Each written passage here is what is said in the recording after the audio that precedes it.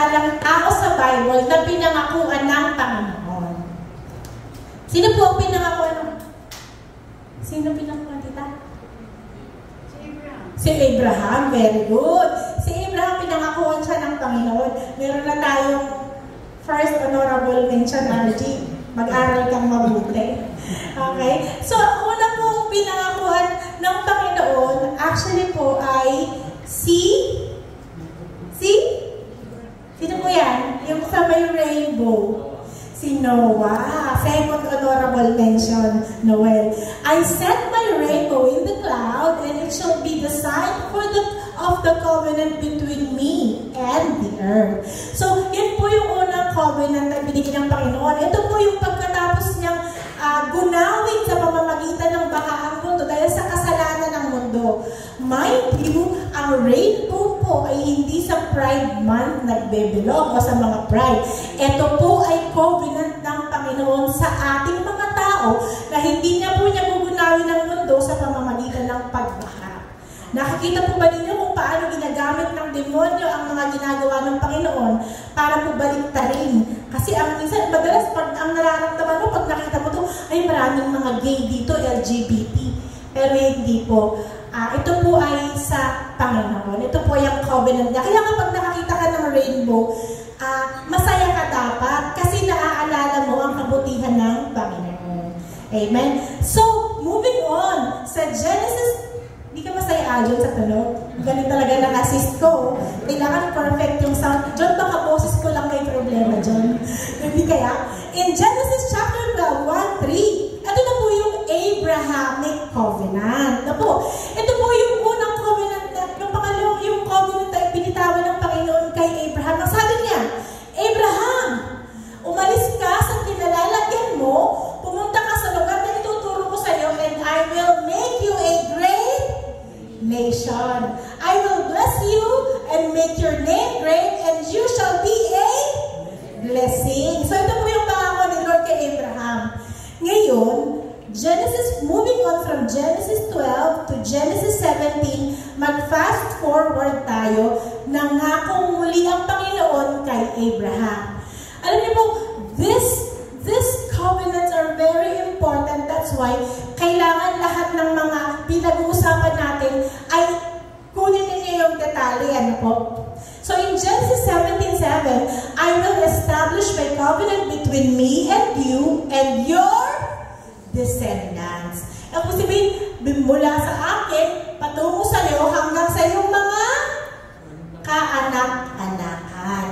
After you in their generation, for an everlasting, again, for an everlasting covenant to God, to be God to you and your descendants after you. Iruin niyo po, ilang taon, 90 years old na po si Abraham nito nung sinabi niya po ito ulit kay Abraham. So, pinapakita lang na ang Panginoon, pina-follow up niya. Yung salitang pinitawan niya, tinutupad niya. Hindi niya po pwedeng pababayaan kasi siya po ay tapat kapag nangako siya. So, meron po siyang bloodline na sinusunod. Meron po siyang lineage o lahid na inaalagaan kasi po meron siyang dakilang plano. In 2 Samuel chapter 7 verse 16, and your house and your kingdom shall be established forever before you.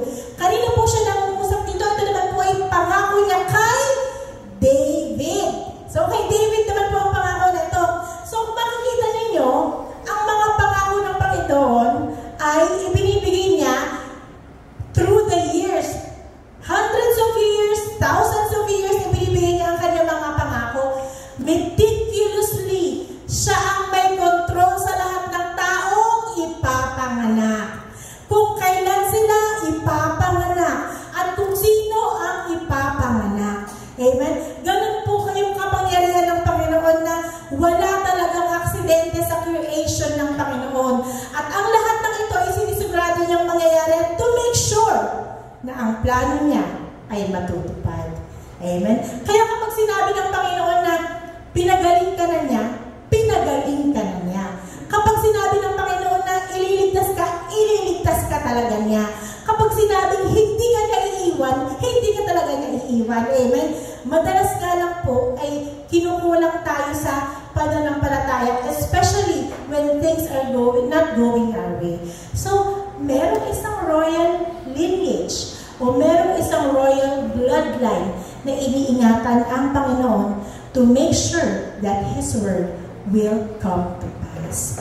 So, mula kay David, papunta kay Jesus, ito po yung linya ng kanyang mga lahi. Imagine po ninyo, no?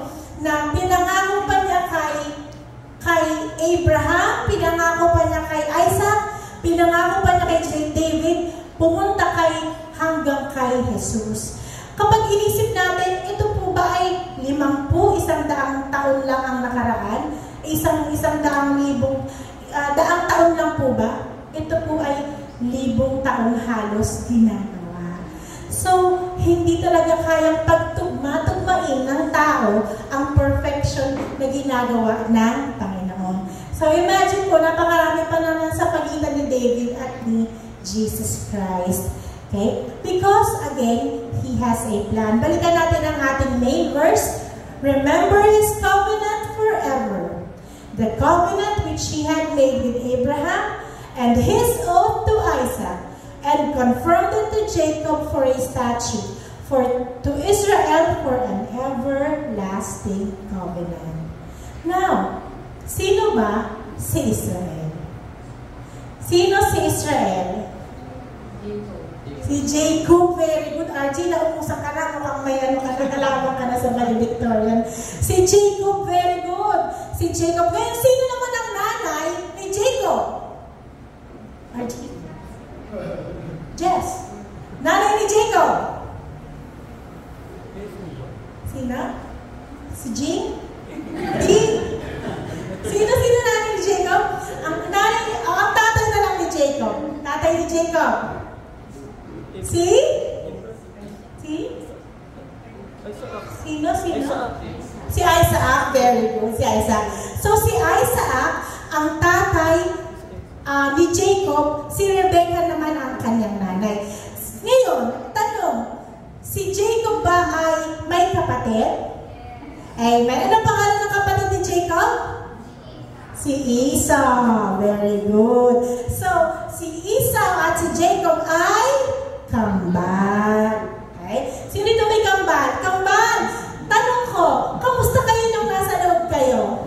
Nagsusuntukan ba kayo doon? Hindi. Nagsisipaan? Ate Jo, anong naramdaman mo nung pinagbubuntis mo yung kambal? Ay, isa lang ang gumagalaw. Hanggang ngayon, ganun eh, no? Sino yun? Okay. Kasi po, si Rebecca, nagre-reklamo siya kay Lord. Kung okay lang ako, sabi niya, bakit ganito ang nararamdaman ko? Ang sabi ng Panginoon, may 2 tao na nasa sinapupunan mo. Ang isa, ang pangalay ay maglilingkod sa pangalawa. Sila ay laging mag-aaway. So, yun po yung struggle inside the womb. So, tingnan natin, ano ang nangyari sa magkapatid na ito? In Genesis 25:24-26, when her days were fulfilled for her to give birth, indeed there were twins in her womb. May kambal. And the first came out red, pula, kulay pula siya. He was like a hairy garment all over, so they called his name Esau. Afterward, his brother came out and his hand took hold of Esau's heel. Tignan mo, talagang naglalaban sila kasi nakalabas na yung, imagine mo nakalabas na yung kapatid niya, paglabas, lumabas pa yung kamay, bago lumabas, hinila pa niya yung paa. Ako muna, huwag ka muna lumabas, ako muna. Ganun sila nag-aaway. No? Bakit ba pwede naman, sige mauna ka, be my guest, ikaw na. So silang dalawa po hindi. Kaya naungusan siya ni Esau. Si Esau talaga ang naging panganay. Amen? Panganay. So his name was called Jacob. Isaac was 60 years old when she bore them. Alam niyo po, sa Hebrew language, Jacob is called Jacob. Jacob kasi po walang letter J sa kanila. Kaya sa Hebrew, ang tawag po kay Jesus Christ ay Yeshua. Amen? Kaya po, ang nakakaalam lang po yan at atin lang yan yung Jesus, Jacob, Johan, yan. Kapag yan dapat Johan, Jacob, Yeshua. Yarji, pwede. Okay. So, kasi nga po, wala silang letter J. So, ano nga ba ang ibig sabihin ng Jacob? Ano sabi po, no? Afterward, in verse 26, his hand took hold of Esau's heel. Hinawakan niya ang kanyang paa. Kaya naman, ang sabi po, Jacob means heel catcher or supplanter. Heel catcher. Kasi ganun, kaya po napakahalaga ng pangalan. Imagine po, yung pangalan ni Jacob ay yung kanyang pagkatao ay nakabase sa kanyang pangalan. Okay? Kaya mamaya i-search niyo yung meaning ng pangalan ninyo po, no? Ang ibig sabihin ng supplanter is also cheater o mandaraya. Kaya po kapag meron kang naiinis na kaibigan mo na, Jacob! Di ka alam. Ang tinatawag ko pala siyang bandaraya. So, Jacob means supplanter or cheater. Ngayon, syempre, nung pinanganak si Jacob tsaka si Esau, syempre, meron din po naging favoritism. So, mga magulang po dito, may favoritism po ba?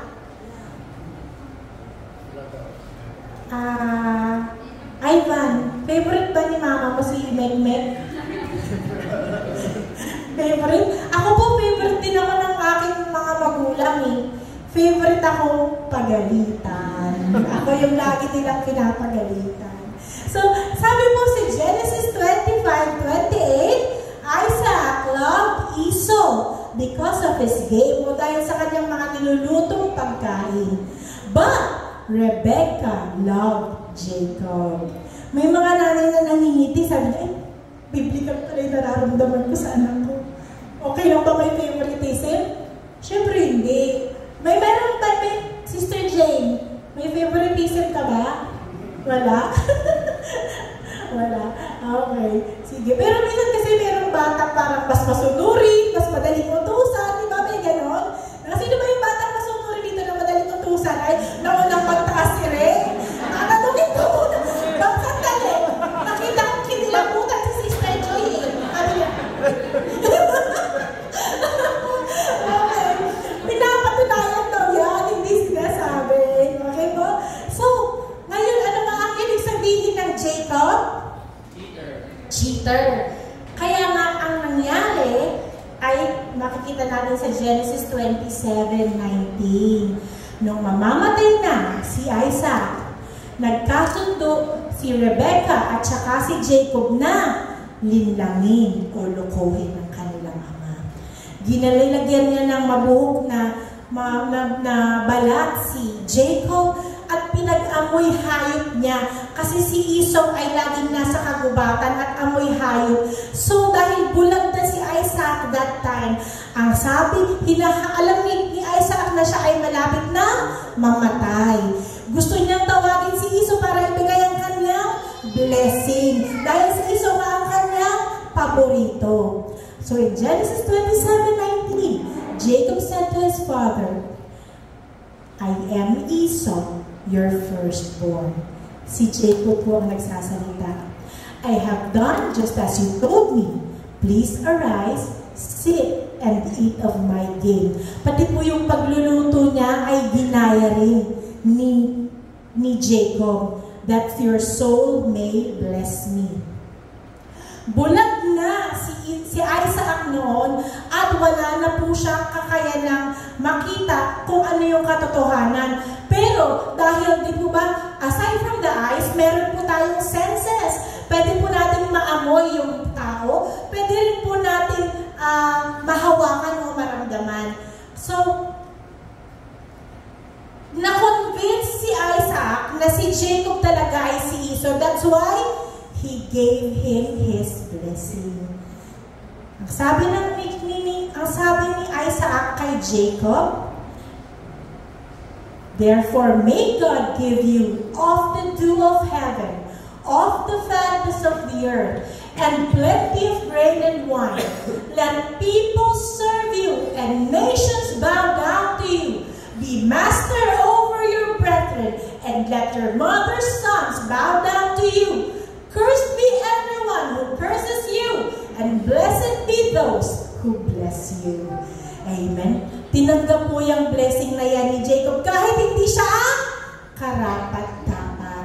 There's one thing in the kingdom rule, ano po? Kapag ang isang bagay po ay nabitawan na at naibigay na at na-bless na, hindi po yun pwedeng bawiin kahit po ito ay isang pagkakamali. Kahit po ito ay isang pangloloko. Kaya nga po, syempre, ikaw ba naman na ninakawan ng blessing? Anong naging reaksyon ni Esau? Syempre siya ay nagalit. Gusto niya si Jacob ay kanyang patayin. Di ba? Minsan po may ganun talagang feeling sa magkakapatid. Sabi nga po nung tatay ko dati, meron siyang mga pamangkin niya, naghahabulan ng kutsilyo, minsan tinidor. Mabuti hindi nag-aabot, pero siguro kung mag-aabot, hindi mo alam kung ano nangyayari. How much more kung niloko ka ng ganito kalupin? Amen? May dahilan si Esau magalit. So, tumakas si Jacob, tumakas siya papunta sa Haran, papunta sa ibang lugar. At doon, sa kanyang paglalakbay, meron siyang naging panaginip. So, ulitin ko, sino nga po si Jacob? Siya ay cheater, ano po? Dahil sa ginawa niya kay Esau, siya po ay natakot at nag-flee. Sa kanya pong way, papunta sa Haran, in Genesis 28:12, then he dreamed, and behold, a ladder was set up on the earth, and its top reached to heaven.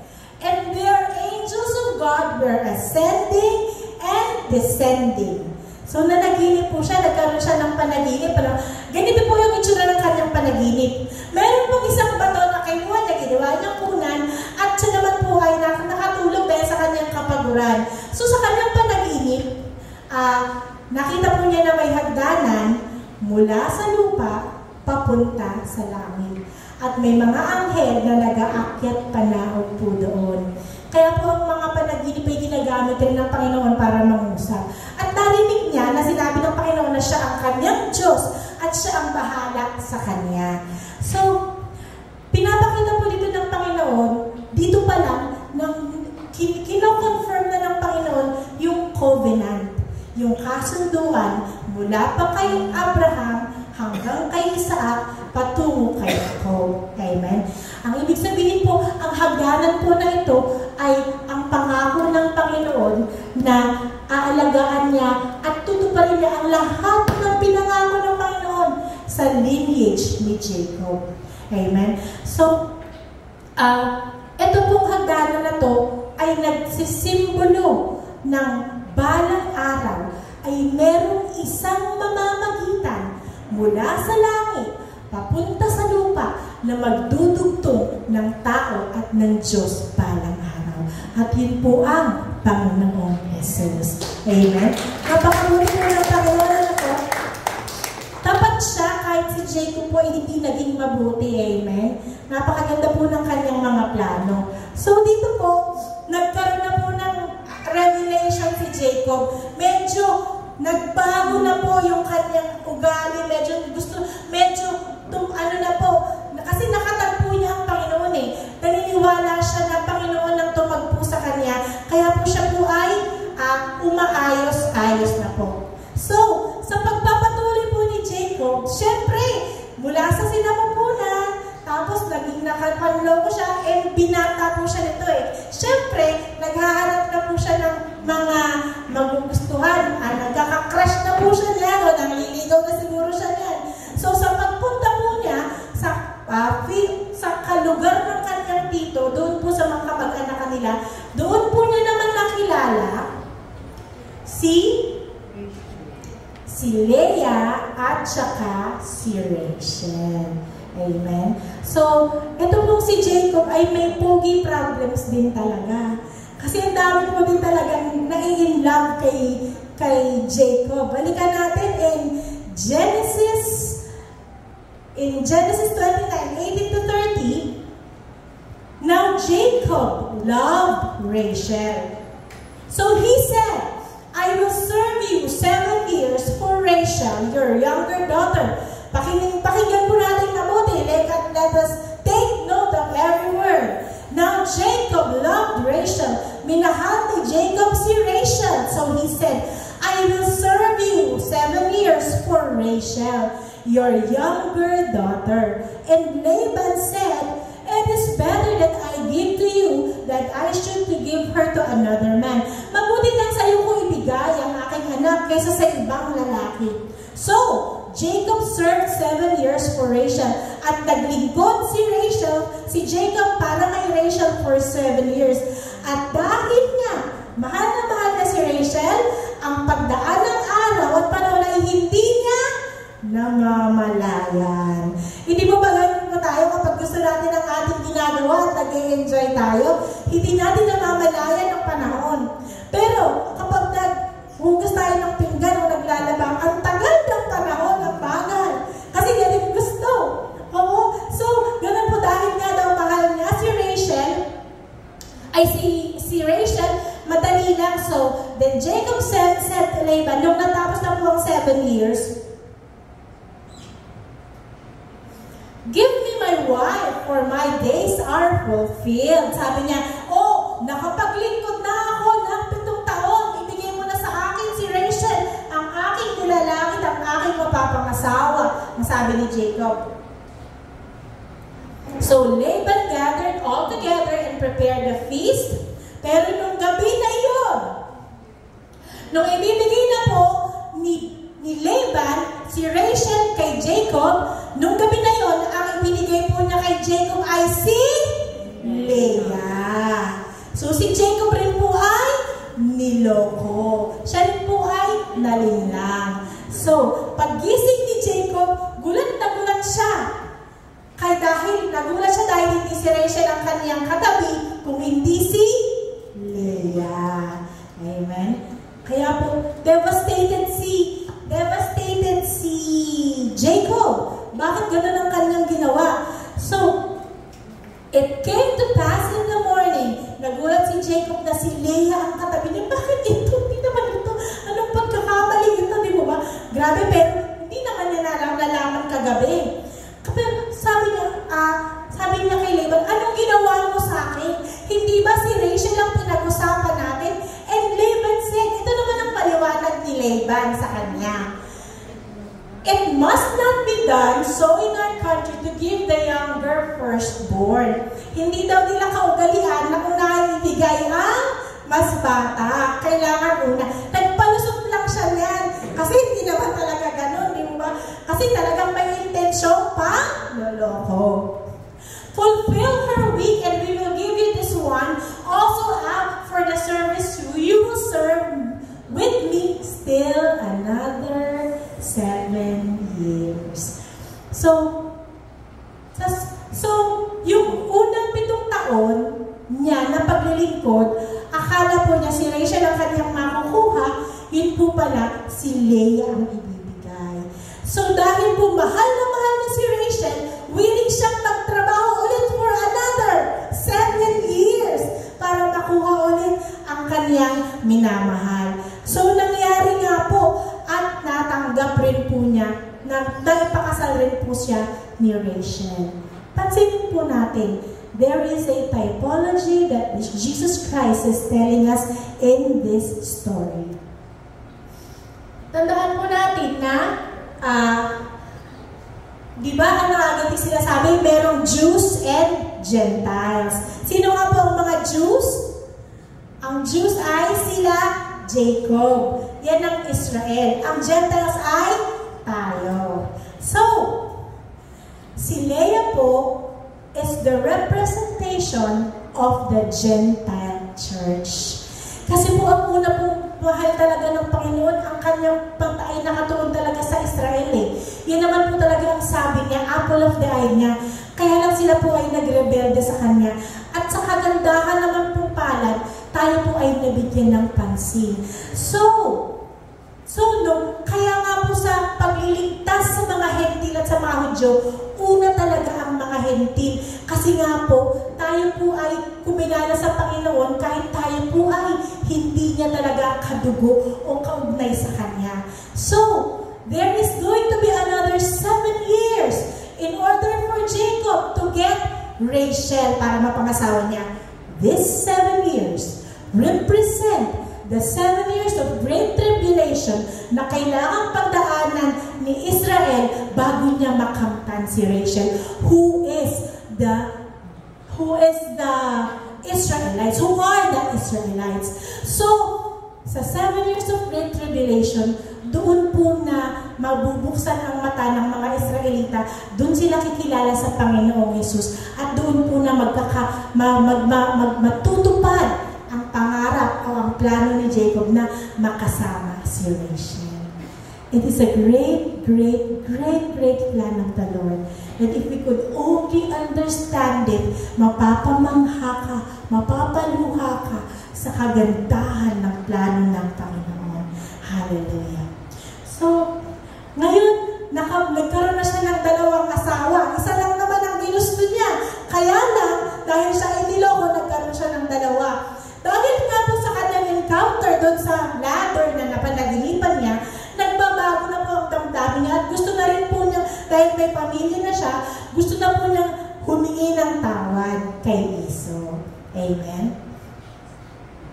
Forgiveness and asking forgiveness has always been a central theme in the Bible. Yan po talaga ang kalooban ng ating Panginoon, ang magpatawad at humingi ng tawad. Amen? Lalo na po sa ating mga lagi namang nagkakasala. Kagaya nga po, wala naman, bago ka pumunta sa church, nagkasala ka, habang nasa church ka, may naisip ka, nagkakasala ka, let us always ask for forgiveness. So, on his way back, kasama na po niya ang kanyang mga ari-arian, ang kanyang asawa, ang kanyang mga maid, ang mga servant. On his way back, meron naman pong na-encounter si Jacob. So, meron na naman pong pinadala si Lord. Amen? So, ito po ay ang encounter niya sa isang malakas at makapangyarihang nilalang. Amen?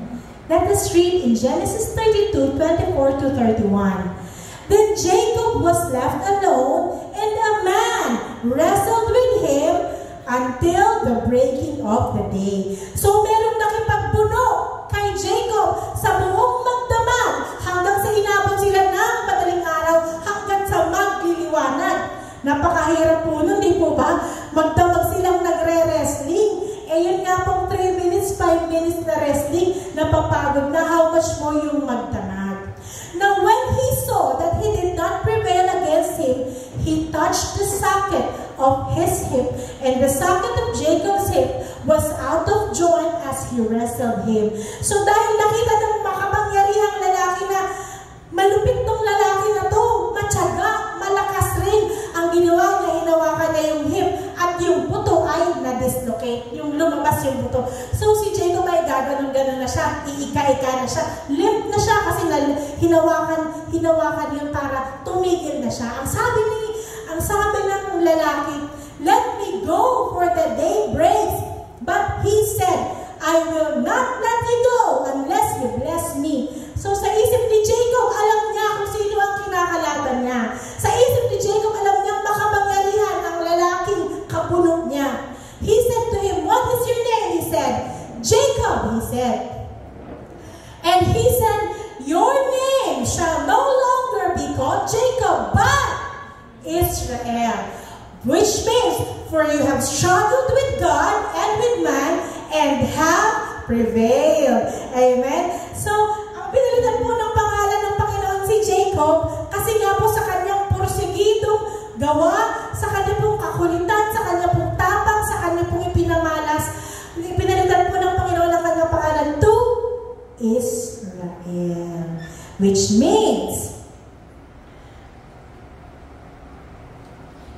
means you have struggled with God and prevailed. Kaya nga po, may handoon ang pabor ng Panginoon sa Israel. Ang sabi ng Panginoon, then Jacob said, "Tell me your name, I pray." He said, "Why is that you ask about my name?" And he blessed him there. So, binless rin po ng Panginoon si Jacob doon. Sabi ni Jacob, papangalanan ko ang lugar na ito na Peniel. For I have seen God face to face, and my life is preserved. Kapag po talaga kasi nakita ang glory o ang mukha, ang itsura ng Panginoon, ang tao pong makasalanan ay namamatay. Hindi po kasi natin kaya kargahin yung glory ng Panginoon dahil po sa ating angkin na kasalanan at ang kanyang kabanalan, ang mere sight or presence po ng Panginoon ay magkukos na tayo po ay mamatay. Kaya po dito po, Jacob has been renewed. Siya po ay binago na ng Panginoon dito. At nakita po niya ang purpose ng Panginoon sa kanyang buhay. Jacob then, Israel then, is still Israel today. Kaya po natin laging sinasabi that we bless Israel, we pray for Israel, dahil Israel po is a central theme to our faith. Ang lahat ng mga mananampalataya ay dapat naunawaan ang kalagahan ng Israel sa buhay natin, sa buhay, sa plano ng Panginoon. And if we do not understand, we do not get or grasp the truth of the Lord. Amen? Napakahalaga po ng Israel. Kagaya nga po ng nangyari noon kung ipinako ang Panginoon sa krus, nireject po ng mga tao ng Israelita ang Panginoong Jesus. So si Jacob, si Israel, ang mga Israelites na nagpapako sa kanya, iisa lang po siya. At hanggang sa mga panahon na to, sila po, karamihan sa kanila ay nasusuklam sa Panginoong Jesus. Can you just imagine na yung pinangakuan ng Panginoon, binigyan niya ng banal na covenant, nasusuklam sa pangalan pa lang ng Panginoong Jesus. Hindi nila alam, hindi nila kita kung ano po ang ginagawa ng Panginoon. But again, then again, napakabuti ng Panginoon dahil lagi siyang mayroong dakilang plano. Dahil kung hindi po tatalikod ang mga Israelita sa Panginoong Jesus noon at ngayon, tayo po ay hindi magkakaroon ng kaligtasan. Palakpakan po natin ang Panginoon.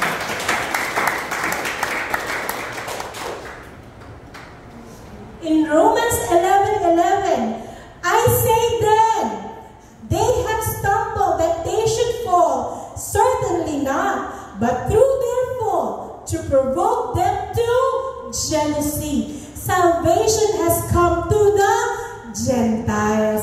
Kung hindi tumalikod si Israel sa Panginoon, hindi tayo mabibigyan ng pagkakataong maligtas. It's still a divine and glorious plan na ginawa ng Panginoon. Ang sabi ng Panginoon in Romans 11:26, all Israel will be saved. He will turn away ungodliness from Jacob. Bakit ba ungodly si Jacob? Ano ba ang dahilan kung bakit si Jacob at sa Israel ay ungodly o namumuhi sa Panginoong Jesus? Why? Because the Lord Himself has blinded their eyes and hardened their hearts. Si Lord din mismo ang naglagay ng tabing sa mata ng Israel. Si Lord din mismo ang nagpatigas ng kanyang puso. Para saan? Para sa pakanan nating mga hentil. So even though hindi niya tayo inunang minahal, He gave Him all. His all para sa atin sa pagmamahal din niya sa atin. Palakpakan natin ang Panginoon. Have you ever realized this wonderful and glorious story that the Lord made? Madalas, pumunta ka sa church, mag-church ako, okay na, thank you Lord, I'm blessed, happy din. Pero have you ever understood and realized and put it into heart and put it into your life kung gaano tayo pinagpala ng Panginoon? Have you ever thought of that?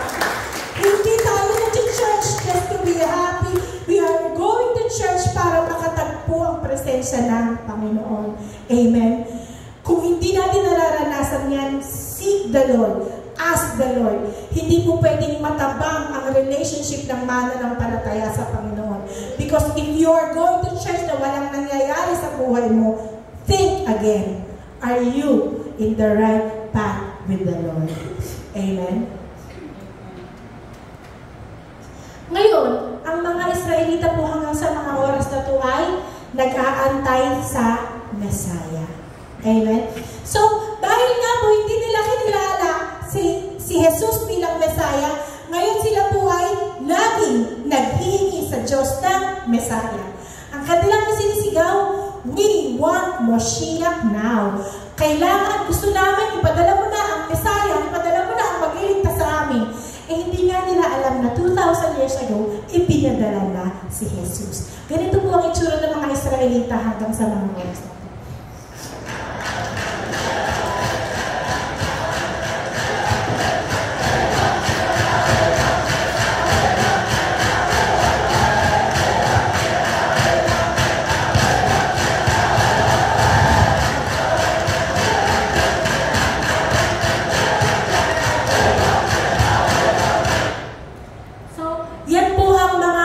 Israelita na naghihingi ng pagdating ng Panginoon hanggang sa mga oras na to, ganyan pa rin po sila. Ito lang sinisigaw nila, we want Moshiach now. Gusto namin ipadala na ang tagapagligtas.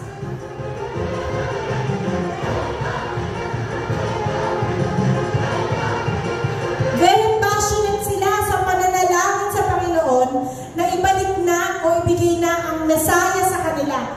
Hindi nila alam na ang unang pagpunta ng Panginoon ay hindi nila namalayan. Yan po yung mga rabbi doon. So, that places Israel in a very special position in our times. Amen? Did we establish already na si Jacob ay si Israel at si Israel noon ay si Israel pa ngayon at ang pangako ng Panginoon simula noon hanggang ngayon ay nananatili? Have we already established that? That makes Israel a prophetic time clock of the world. Amen? So, bakit? Ano ba ang ibig sabihin ng prophetic time clock? Ang ibig sabihin, ang mga propesiya ng mundo ay nangyayari nakabase o nakaayon sa bansang Israel. Let us pray for an open mind and an open heart to accept and to embrace not our plans, but the plan of the Lord. Are we the final generation? Tayo na po ba ang huling henerasyon na makakasaksi ng pagbabalik ng Panginoong Jesus? Is this true to our hearts? Or are still we denying the fact that we are really indeed in the final generation? We are living in the final days. Amen? Ang sabi ng Panginoon in Matthew 24:34, "Assuredly I say to you, this generation will by no means pass away till all these things take place." Si Moses po ay nangusap at nagsabi sa salita ng Diyos in Psalm 90:10, "Take note of this verse and read it for yourselves and study it and search it and prove it to yourself kung totoo ang sinasabi ng salita ng Diyos." In Psalm 90:10, sabi ni Moses, "The days of our lives are 70 years, and if by reason of strength they are 80 years, yet their boast is only labor and sorrow, for it is soon cut off, and we fly away." Ang sinasabi po ni Moses, meron pong 70 years to 80 years ang bansang Israel. Kaya po meron tayong sinusundang pattern. Ang sabi ng mga tao, hindi mo pwedeng malaman kung kailan babalik ang Panginoon, for no one knows the day or the hour. But the Lord also said, if you are not in darkness, you will not be caught off guard, and you will know when the Lord will return. Binigyan po tayo ni Isaiah ng prophecy. Thousands of years mula sa panahon natin hanggang sa ngayon na nangyari lamang few years ago. In Isaiah 66:8, "Who has heard such a Shall the earth be made to give birth in one day? Meron bang ipinanganak sa isang araw lamang? Or shall a nation be born at once? O ang isang bayan ay pinapanganak ng biglaan lamang? My dear brothers and sisters, hanapin po ninyo mamaya pag uwi ninyo ng bahay. Because in May 14, 1948, Israel was born as a nation. The prophecy of Isaiah, o propesya ni Isaiah, thousands of years ago, came to pass in the year 1948. In the year 1948. So, kung tayo po ay 2025 at birthday ng Israel ng May 14, 1948, how old is Israel right now? How old is Jacob right now? 77. Very good. 77. Thank you, RG. Present year, 2025, take away, 1948, sigurado pinanganak sila, Israel is 77 years old. In the words of Moses, how many years was Israel given? 70 to 80 years only. God is so gracious dahil binibigyan niya tayo ng time ma-realize ang ating mga buhay. There is still chance. There is still hope. Huwag tayong gumaya sa mundo na walang pakialam sa pagbabalik ng Panginoon. With the words of the Lord, He promised us, ang pagbabalik ng Panginoong Jesus will be a glorious one. It will be a glorious one sa lahat ng nag-aantay sa Kanyang pagbabalik. It will be a horrific one o nakagigimbal sa mga taong hindi nag-iintay at ayaw siyang bumalik. Brothers and sisters, these messages are timely messages because the Lord is about to return. The end times are focused on Israel. When you see Israel surrounded, her desolation is near. At pag nangyari na po yun, the 7 years tribulation will come to pass.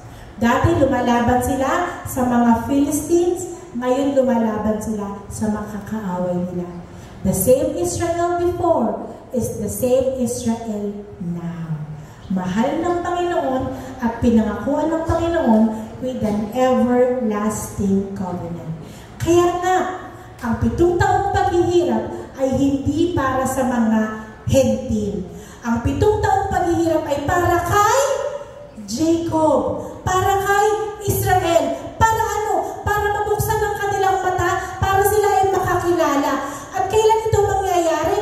Mangyayari lamang ito when the fullness of the Gentiles have come. Ang ibig sabihin kung lahat ng mga hentil na makakakilala ay kumilala na sa Panginoon, and then Jacob's trouble will begin. Amen. The promise of the Lord to Israel, to Jacob. Israel shall be saved by the Lord with an everlasting salvation. You shall not be ashamed or disgraced forever and ever. Why? So there is the plan of the Lord. So mula po kay Noah, kay Abraham, kay Isaac, kay Jacob, kay David, merong covenant ng Panginoon. And all of this covenant are pointing to one consummation of covenant. Ang lahat ng mga covenant to is pointing to Jesus Christ alone. In Jeremiah 31:31, behold, the days are coming, says the Lord, when I will make a new covenant with the house of Israel and the house of Judah. There's going to be a new covenant. I will put my law in their minds and write it on their hearts, and I will be their God, and they will be my people. So Israel will be woken up, the veil will be lifted, they will see, and they will know that Jesus Christ is the Savior whom they crucified 2,000 years on the cross. Pero nakalanda na po ang pagpapatawad ng Panginoon sa kanila. Nakahanda na po ang pagmamahal ng Panginoon sa kanila. God in His gracious love, sent Jesus as a new mediator. Amen? Tinanggal na po ng Panginoon ng lahat ng covenant na ginawa, and He made a more excellent ministry, a better promised mediation, a better covenant mediation. Ito po ay ang mediation through the blood of the everlasting covenant. Ang covenant po noon at ang covenant ngayon sa pamamagitan ng Panginoong Hesus na available sa ating lahat is still available right now. It is an everlasting covenant made with Jacob but renewed by God para po tayo pong mga hentil ay maligtas at makakilala. Napakaganda po ng plano ng Panginoon. Kaya nga po, kailangan nag-i-invite tayo sa church, kailangan nag-share tayo ng good news, kailangan po ipinapalawak, ipinapamahagi natin ang salita ng Diyos because there is a time limit sa mga ginagawa natin. We won't be doing church forever. Hindi tayo habang panahon magsisimba. The Lord appointed 7,000 years only. Diba? 1,000 year is a day with the Lord. Diba? 1 day with the Lord is 1,000 year for us. So 7 days of creation niya. Sa atin naman po, we have 7,000 years. Yung 1,000 year po na yun is a millennial reign, and we are right now moving on to the 6,000 year. Mga kapatid, hindi niyo po maririnig ang mensahe na to sa labas dahil po sa fear na makapag-cause ng takot o panic. Pero ang Panginoon po ang magbibigay ng wisdom sa ating lahat to know what is the truth. I urge you, study it, search it, prove it, and take it to the Lord. Thus, because we are the last generation who's going to witness the return of our Lord and Savior. Kaya po yung mga naririnig nyo na, babalik na ang Panginoon sa September ganyan, sa September ganyan. There is a biblical basis for that. There is a biblical basis kung bakit maaari siyang dumating sa September 23. Maaari because it's the Feast of Trumpets. But only though the Lord knows the exact day and hour. Why? Because in America, it's only September 13 today. Now, it's September 14 here. Tama po? So, paano mo nga malalaman ang exact day or hour kung magkakaiba kayo ng time frame? Hindi po ba? It just makes sense. Nobody naman, masabi ko ba na, darating siya September 14 sa Pilipinas, September 13. Hindi naman gano'n eh. You're gonna give one day, one date, one time, di po ba? Which can never happen because we have different time frames. Pero ang lahat ng anak ng Panginoon na nakararamdam ng pagbabago sa mundo at tunay na sitwasyon, alam na iba na po ang nangyayari. Are we instilling fear? Never. We are instilling hope. Dahil po ang pagbabalik ng Panginoon, ang pinakmagandang mangyayari sa buhay ng isang mananampalataya. If we are from the Lord, of the Lord, and for the Lord, wala po tayong dapat ikatakot. The Lord is so gracious na ano man ang ating mga pinagdadaanan, ano man ang ating karamdaman, ano man ang ating pagkukulang, ano man ang ating mga pagmamalabis, ano man ang ating mga hinanakit, ano man ang ating kinakarga, ano man ang ating pasanin. The covenant is everlasting. The covenant that was given is still alive and active today through the blood of Jesus Christ.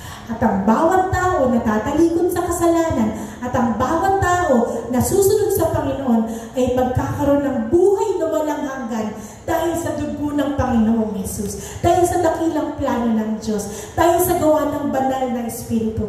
And that is our ultimate goal, that one day we will be with our Lord and Savior. Palakpakan po natin ang Panginoon.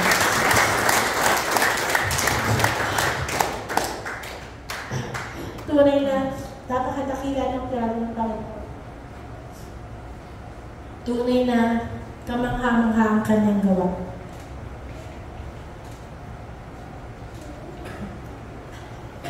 Ang katotohanan po, wala naman po talagang malinis sa ating lahat, hindi po ba? At lahat po tayo ay nakalublob sa kasalanan hanggang sa mga oras na to. Sabi ko nga po, kasi namamagitan po kami. Alam ko na dami ko po talagang kasalanan, mali yung intention ko, mali yung iniisip ko, mali yung sinasabi ko, pero patuloy lang lalapit sa Panginoon para humingi ng tawad at magpalinis. Kasi ang hirap po talagang, sa laman na to, ang hirap talagang hiwalayan ng kasalanan. Sa mga bawat oras, bawat sandali, makaisip ka lang na hindi maganda sa kapwa mo, maiis ka lang ng konti, o meron ka lang maalala hindi maganda tungkol sa kanya, nagkakasala na po tayo. And that sin could be enough para po tayo ay hindi makapasok sa kalwalhatian ng Panginoon.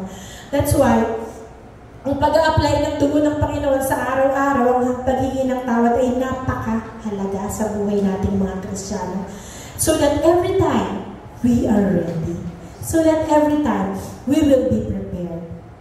Dahil wala pong masamang maging handa sa pagdating ng ating Diyos at Hari ng mga hari. Amen? That is the most important. Kaya nga po, purihin natin ang Panginoon dahil sa katigasan ng ulo ni Israel, sa katigasan ng ulo nating mga hindi, gumawa pa rin siya ng paraan upang balang araw tayo ay makapag-akot na ng salamat sa pamamagitan ng Panginoon Jesus. Hallelujah. Tayo po lahat ay pumawit. Hallelujah. Ama, nagpapasalamat po kami lahat, Lord God, sa hapon ng umaga na ito. Sa kabutihan mo, Lord, sa walang hanggang biyaya mo, Panginoon. Sukdulan naman yung kabutihan, Lord God. Mahumingi po kami ng tawad. Gusto namin nga, take ang opportunity na to, Lord God, to ask for forgiveness. Mahina po kami, Lord, dahil na kami po ay nasa laman pa namin, Panginoon. At sa bawat pagkakataon, Lord God, kami po ay nagkakamali at nagkakasala, Panginoon, sa iyong harapan. Mawamingi kami, Lord God, ng tawad sa lahat ng aming sinabi, sa lahat ng aming ginawa, sa lahat ng aming mga inisip, sa laman ng aming puso, sa laman ng aming isip. Sa mga pagkakataong isinasantabi ka namin, Lord God, ang inyong utos, ang inyong mga alituntunin ay isinasawalang bahala namin ang mapatawad mo. Humihingi po kami, Lord God, ng kapangyarihan mula sa iyo upang once and for all, Lord God, ay makatalikod sa kasalanan, Panginoon. Bago po kami hayaan, Lord God, nasadlak sa kasalanan, Panginoon. Iahon mo po kami, Lord, sa aming mga kinalalagyan. Itinadalangin rin po namin sa inyo ang aming mga mahal sa buhay, Lord God, na hindi nagsasaliksik,